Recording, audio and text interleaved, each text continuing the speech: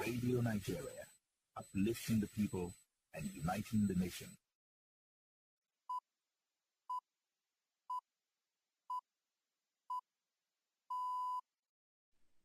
The time is 7 o'clock. Good morning. Here is the news on the network service of Radio Nigeria. Thanks for joining us. My name is Tokwe Ojeme and I'm reading with Mariam Okesonjo. Very good morning. The headlines. Federal government says no plan to remove oil subsidy. IMF will say fuel subsidies are better removed so that you can use the resources for other important sectors. And in principle, that is a fact to do so. But in Nigeria, we don't have any plans to remove fuel subsidy at this time. Stakeholders converge on Abuja to discuss on improving seed quality. Correspondent examines the controversies surrounding the consumption of GMO foods. Causes of cancer are enormous. Can't tie it down to GMO. Nigerians need GM crops. It causes no cancer. President Muhammadu Buhari tasked tertiary institutions to include anti-social vices in school curriculum. Thus, Now, controversies surrounding the use of genetically modified foods in Nigeria have been described as untrue and mere rumors. Some scientists who stated this in an interview with Radio Nigeria explained that it was wrong to attribute cancers to genetically modified organisms, GMOs. Blessing Ituma, who participated in a science media forum in Edo State, completes the report. The scientist who stated this at the sideline of the Forum on Agricultural Biotechnology, OFAB, held at the Grenadian University Okada in Edo State, noted that lack of adequate science communication was responsible for wrong information to the public on foods, innovations, and biotechnologies, especially on GMOs. The country coordinator of OFAB, Dr. Rose Gidado, pointed out that the genetically modified organisms have no health implications and that cancer was as a result of many factors, including wrong diet and less of vitamin B17, which can be gotten from apples. Another scientist, Professor Nasiruddin Suleiman, with the Federal University of Lokoja, observed that the introduction of GMOs was to address issues of food insecurity in the country by improving their nutritional contents and that they do not cause cancer. GMO is nothing but just to introduce certain defectives in a particular crop, which probably has been causing problems. It could be yield, it could be for such crop to be resistant to a particular disease. Similarly, a biochemist with the Grenadian University, Dr. Nwango Spencer, noted that it was unfair to attribute cancer to GMOs as the disease was as a result of lifestyle. Causes of cancer are enormous. Can't tie it down to GMO. Rather, lifestyle, which includes the type of food we eat, are major causes of cancer. A microbiologist with the National Biotechnology Development Agency, Mr. Abraham Issa, explained that there was no cause for alarm on GMOs as he had done several researches on them, which proved them safe for consumption. Nigerians need GM crops. It causes no cancer. For more than 22 years now of GM crop adoption in the world, there have been no case of any cancer. There are no scientific evidences. Many of the scientists said they will begin to speak out on their researches to avoid controversies, urging the media to collaborate with them to drive the information to the public. Blessing Ituma. Radio Nigeria. The National Agricultural Seed Council was established in December 2007 as an agency under the Federal Ministry of Agriculture and Rural Development. The agency is charged with the overall development and the regulation of the national seed industry. Last year, the agency held its first Seed Connect, which brought together experts in the seed industry in Africa. The second Seed Connect begins today in Abuja to brainstorm on how the seed subsector can attract full participation of private sector to ensure good quality seed for farmers. We have in the studio to speak on the essence and benefits of the program to Nigerian farmers, the Director General of the Council, Dr. Philip Olusegun Ojo. You're most welcome to Radio Nigeria, sir. Yeah, thank you very much. Thank you for having me. All right, the second Seed Connect begins today. Now, can you speak more on the theme, which is unlocking the potential of the Nigerian seed industry? Yeah, thank you very much. The seed industry in Nigeria is a very big industry. It's a $1 billion industry, and we have a lot to showcase, and the gap is actually very wide, and we need to bridge the gap.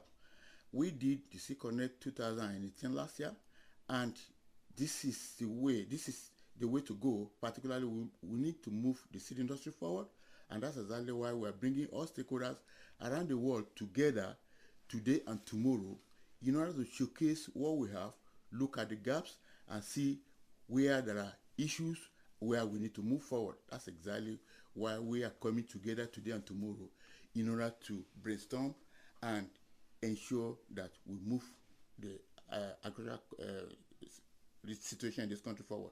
The seed industry is so big, but we want to ensure that it is only good quality seed that are made available to farmers, and that's exactly why we're bringing all these stakeholders together.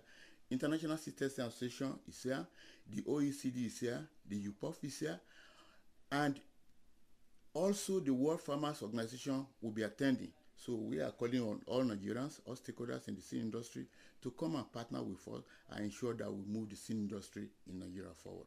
You've been talking about stakeholders. Who are these stakeholders, and what exactly does Seed Connect mean to the Nigerian farmer? Well, these stakeholders are researchers from research institutes. They are farmers. Also, they are seed dealers and seed transporters.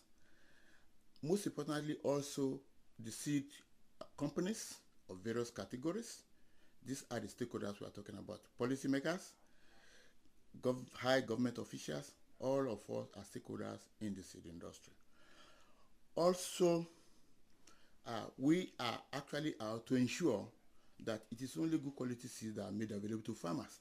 That is actually a purpose.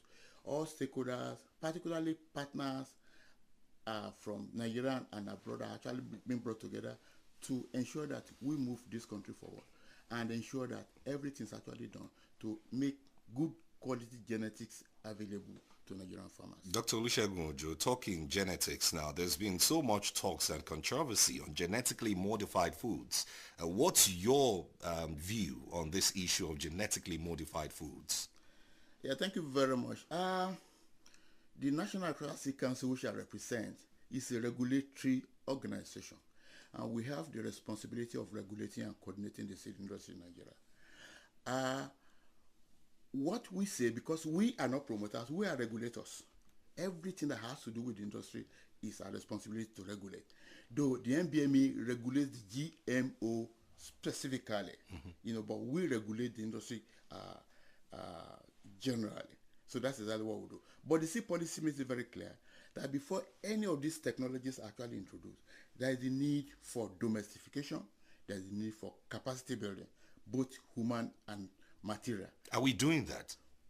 We are doing that, but we are actually starting, but we need to move very, very fast in order to be able to ensure that we do things properly. So there are advantages, is that what you're saying about GMO seeds, probably? Generally, there's nothing that has no advantages and disadvantages, and that's exactly, it applies to all technologies, and GM is part of this technology we're talking about. Okay, Dr. Ojo, good quality seed, no doubt, will translate to food security, and that's all we're yearning for in Nigeria. How far have we gone to ensure the mandate is realized? We are doing all the needful within the available budgetary allocations to ensure that we do the needful to make good quality seeds available to farmers. We are regulating and we are coordinating. Because we don't produce, seed companies are the ones that are producing seed enterprises. We ensure that they do the needful, and ours is a third-party guarantee to ensure that what they are doing meets the minimum standard, both the field and laboratory standards, to ensure that it's only good quality genetics that are made available to farmers, and that's exactly what we're doing. Before we let go of you, I would like you to, because some people, just like my colleague asked you earlier, about the controversies surrounding GMOs, some have said that it's responsible for cancer. Do you agree with that? I am an agriculturalist. I'm not a medical scientist, so I won't be able to say it causes cancer.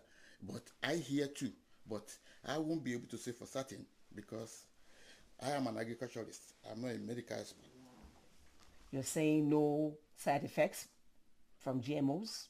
I don't think there's nothing that has no side effect. Even water has its own side effect if you take it in excess.